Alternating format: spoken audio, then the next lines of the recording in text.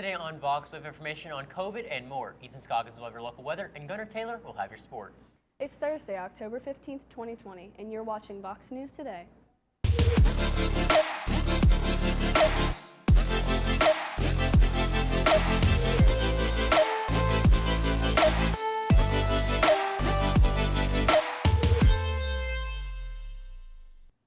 Good afternoon and welcome back. I'm Jay Standridge. And I'm Kendra Taylor.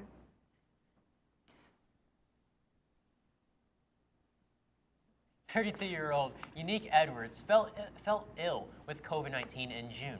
She started off with having minor symptoms until one day when she started having chest pains and difficulty breathing. She was hospitalized for a week and a half. Fortunately, she had a plasma treatment. 4 months later, after she recovered, she met Chris Klug, the donor whose plasma was used by doctors to treat Edwards' COVID-19 symptoms and potentially saved her life. Fire Prevention Week in Parma included the city honoring 8-year-old Jada Green, who last summer saved her older sister and family home on Grovewood Avenue from an attached garage fire. John Moore Elementary School student was at home when she smelled smoke and heard the fire roaring behind the garage door. After waking up her sleeping sister, the two exited the home safely with their dog, Moana. A California mail carrier is being credited with helping save a man's life after using his belt to stop the bleeding on a man's arm following a chainsaw accident last week.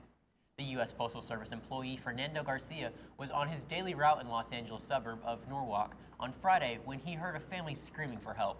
He looked closer and saw a man holding his arm while covered in blood. Garcia used his own belt to create a tornet to stop the bleeding before ambulance arrived. A 12-year-old boy, Caleb Anderson, is set to make history as the youngest student to study aerospace engineering at Georgia Tech. Anderson is expected to gain admission to the prestigious university in the fall after meeting the school's president.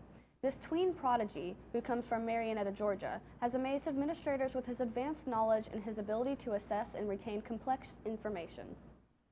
As of Sunday, we have 2,965 new COVID cases, bringing the total to 217,682.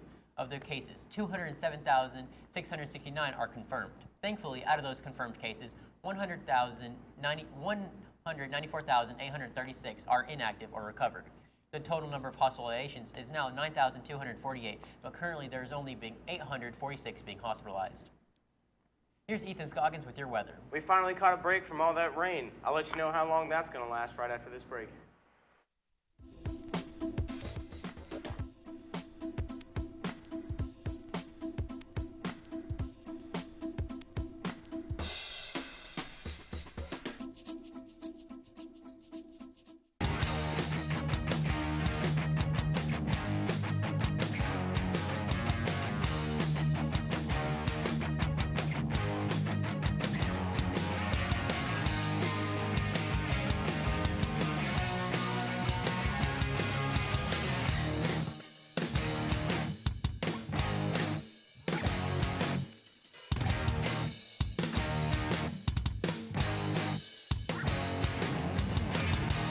One thing to love about the Tennessee Valley is Bradley Central Show Choir, Vocal Motion. The other thing to love is the local Geico office on Lee Highway.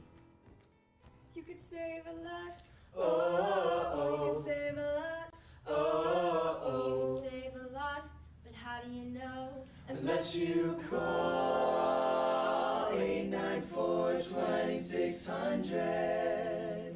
Got a car? Got a boat? Got a home? Get a quote.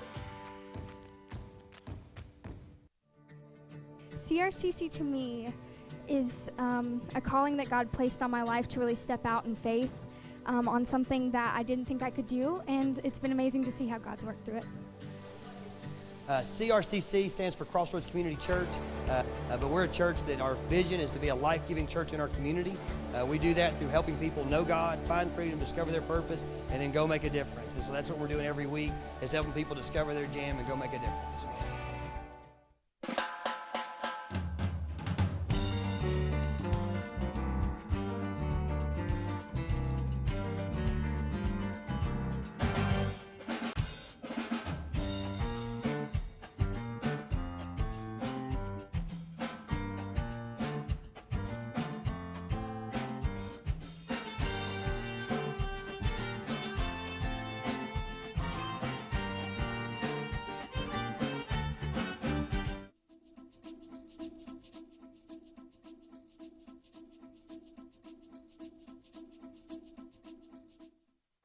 Welcome back. Now let's take a look at our weather at a glance. As you can see today, we're going to have a high of 79 with a low of 51. We have some 9-mile-per-hour winds brushing across this way, and we have a humidity of 70%. Now let's take a look at our weekly weather report. So tomorrow, we're going to have some clouds over in the morning, but they should be going away by around 6 or 7 o'clock that night, with a high of 64 and a low of 34. All right, Saturday, those clouds should be staying away. We're going to have a sunny day with a high of 67 and a low of 44.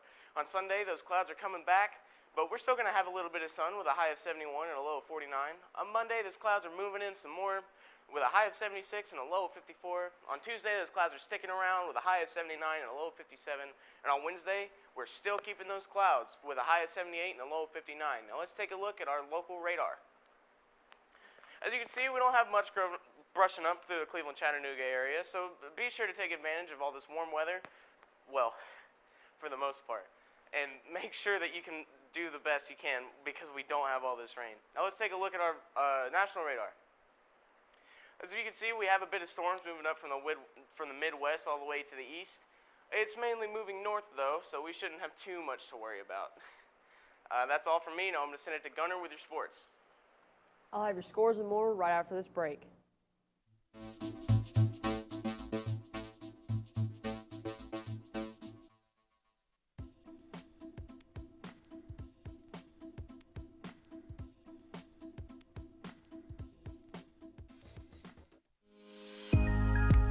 In 1933, Ray Jackson founded Jackson Furniture in the midst of the Great Depression.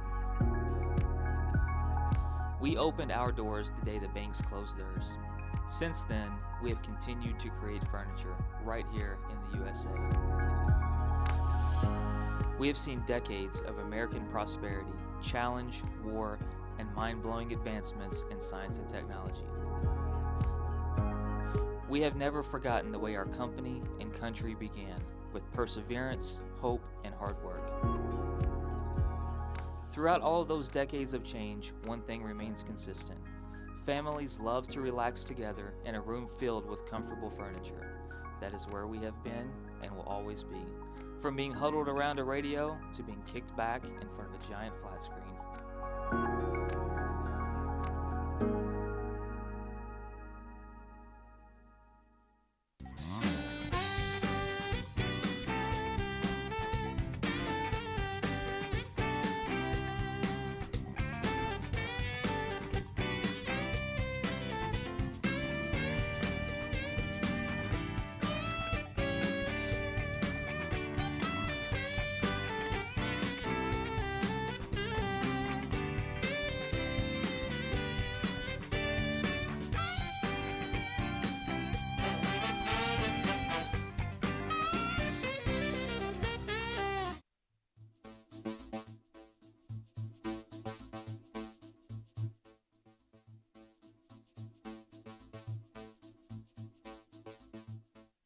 Welcome back. MLB NLCS between the Dodgers and the Braves was not fun to watch for Braves fans. After the Dodgers scored 11 runs in the first inning, the Dodgers go on to win 15-3. Clayton Kershaw is set to pitch tonight for the game for Game 4.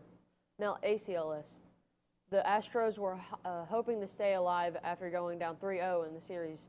Before yesterday, the Tampa Bay Rays were 11-0. Taylor Glasnow pitches but now that streak is now over. Astros win 4-3 to force Game 5. Bradley Central Bears football team travels to William Blount to face the Governors on Friday. That's all for me. Stay tuned for more right after this break.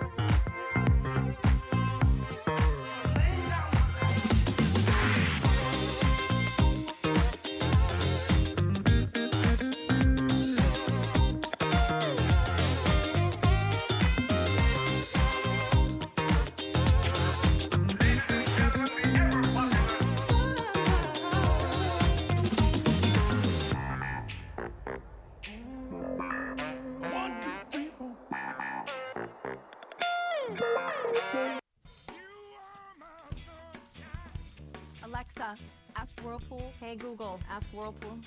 Ask Whirlpool. Ask Whirlpool. Care can be a handful. That's why our Whirlpool Smart Range helps you care smarter with voice control. Hey Google, ask Whirlpool to turn off the oven. Set oven timer for 5 hours. Keep warm. Alexa, ask Whirlpool to preheat the oven to 350. So life doesn't revolve around your range. Everyday care. Whirlpool.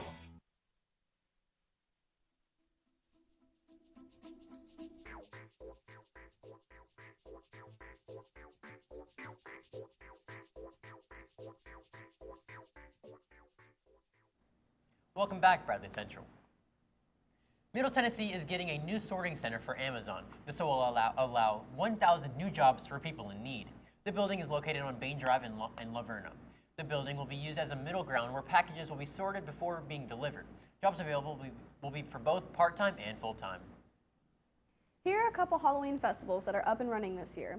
Goblins and Goodies at the park will be at Veterans Memorial Park in Laverne. They will have hayrides available, games for kids, and trick-or-treating along a trail as well. This will be on the 24th from 1 to 3 p.m. Halloween at the Avenue will be at Medical Center Parkway in Murfreesboro on that same Saturday. They'll have treat stations around the area and trick-or-treating available at certain stores. Early voting started here in Tennessee and it did not disappoint. Voters were gathering in massive groups, all eager to get their ballots in. With such a massive turnout, we expect the same for mail-in ballots. Early voting ends on October 29th, and voting locations are open every day except Sunday. When an execution is carried out in the state of Tennessee, it is Attorney General Herbert Slattery who meets with the victims' families. He takes them through the process, addresses their concerns, and meets them again once the sentence is carried out. The AG is also charged with seeing the laws of the state are enforced, including carrying out the death penalty. Halloween is just weeks away, and you may be wondering what the most popular candy in Tennessee is. The Tootsie Roll Pops are the most popular candy in Tennessee, selling around 55,627 pounds of the candy. The second most popular is saltwater taffy, and the third is Skittles. Franklin, Tennessee's first mural offers a welcoming dose of sunshine. The bright yellow rays of sunshine welcomes new people to Franklin, Tennessee. It took 2 months to paint the exterior of the brick wall. Michael Cooper, a designer from Franklin, says, quote, "I think it's long overdue. Franklin is a relatively conservative town when it comes to keeping their history and architecture at a certain level, but there is something about public art that makes people proud of their surroundings," end quote. Haunted houses are tackling pandemic fears. Haunted houses are now limited to capacity because of COVID-19. Parker Warner, who owns Devil's Dungeon and Haunted Hell, is working to make the haunted houses as safe as possible.